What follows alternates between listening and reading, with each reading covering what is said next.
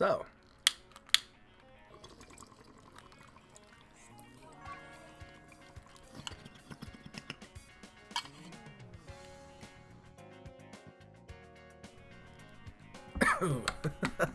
let's talk fighting games. So, I've been toying around with this idea of just making a little series where basically I just sit down in front of the microphone and I just talk about being a mid-level fighting game player. And, maybe calling myself mid-level is a little generous, but I think that I come from a pretty strong region, Sencalers, you know what I'm talking about. And, I'm basically at that level where I can trounce a casual with pretty much no difficulty because I'm familiar with how to play fighting games. I understand the basics, right? Level 1, I suppose you'd say. I understand, concepts like spacing, frame data, anything you can think of that's in the FGC playbook. I've ran into it by now. I've been playing fighting games for about 5 years. I've played Skullgirls, Dragon Ball Fighters, Smash, Street Fighter, a lot of Street Fighter right now. But I just want to talk about some of the issues that come up at the mid-level, because some of them I've been able to find my own solution to, and others I haven't. And I just think it could be cool to sort of do a little community outreach kind of thing, If these videos actually make their way to, the people in the Sencal scene, but that's, regardless, anyone who comes across these videos, I think I want this to be a place for you to, talk about some of the stuff that the tons and tons of players at our level go through in the improvement process. Because, like I said, some things I've been able to figure out and other things I haven't, so hopefully I can help some of you guys a little bit, you can help me a little bit, and then maybe we can, break the ceiling. Okay, so with that, I guess we're gonna get into our first topic for today, which is gonna be, salt, man. Everybody runs into salt, right? You get mad because of the reason you lost, or how you lost, or the way your opponent was playing, whatever. You get mad about something related to what's going on the screen in the video game. I'll start by being honest with you guys and say this is one that I'm not fully past yet, but I don't know if anybody can really be fully past it. I think we all get salty now and then, but I've made significant improvements over my years playing fighting games. And I know this is one that people still struggle with, and it's honestly very common at this level, so I think it's good to talk about. So I'll start by saying that, honestly, I've got a lot of experience with this one. I used to be a rager, straight up. I'm talking like thrown my controller once in the venue when I was a teenager, right? So, when I was a kid, I wasn't the guy who was, like, it was a chronic issue, slamming his controller at every single local he went to, but I was known back when I was a kid for being kind of a salty player. And my personal experience with this issue was that I eventually had to learn that a lot of these things that used to make me really upset when playing certain opponents, certain things they would do within the game that, for lack of a better way to say it, honestly just pissed me off.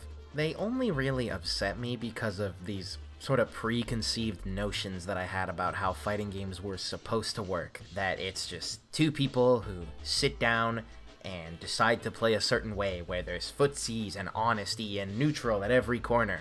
It's just not like that, guys.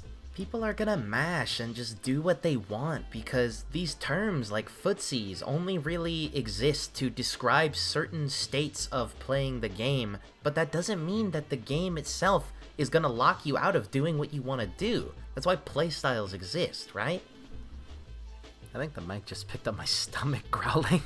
But what I'm getting at here basically coincides with my core belief that I think fighting games are a personal journey. And the way I think that's reflected through this is, at the end of the day, this issue only exists because of a lack of self-honesty, right? I was a really dishonest person with myself in my youth, right? So I made a lot of excuses for myself in-game. It was always about not expecting my opponent to be so scrubby and not being ready for this cheesy option that they love to spam or whatever. But since when was the onus on our opponents to not do the option that we think is stupid and brain dead? Especially if it hits. The bottom line is that what I learned was to take my opponent's actions in-game at face value. I shouldn't be viewing my opponent as somebody dumb who doesn't know how to play what I deem as the right way. I should just look at them as somebody doing what they think will help them win, just like I am. So then my focus can be on what to do in the game. Again, this is just a description of my personal journey, but what I think this represents is why getting good at fighting games is so hard in the first place, right? Because to improve at something, you have to be bad at something first, don't you? So that means you're gonna make mistakes, you're gonna be wrong. And in fighting games, that shit hurts a lot, if I'm being honest. So you need that level of self-honesty, you need that willingness to be wrong and accept the consequences of your action in-game.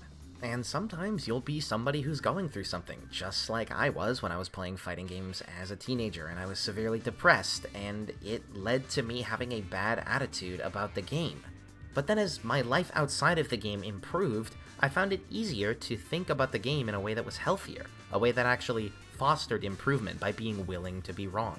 But, you know, there was obviously a really difficult period transitioning from A to B, right? My unwillingness to try and better my own life outside of the game and just accept where it was only made it worse, and it made it a lot more difficult to implement these new thought processes. So, you know, that's just really to say, keep your chin up, right? Progress isn't linear and all that shit.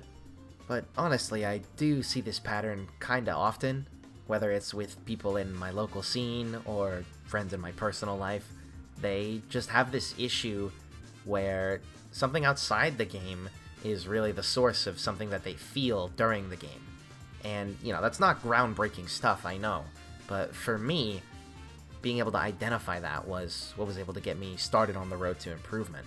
Because, you know, since we're all playing the same genre, we're all playing these fighting games that are bound by relatively similar rules at a base level, we all are probably having these emotions come from similar places, I would think.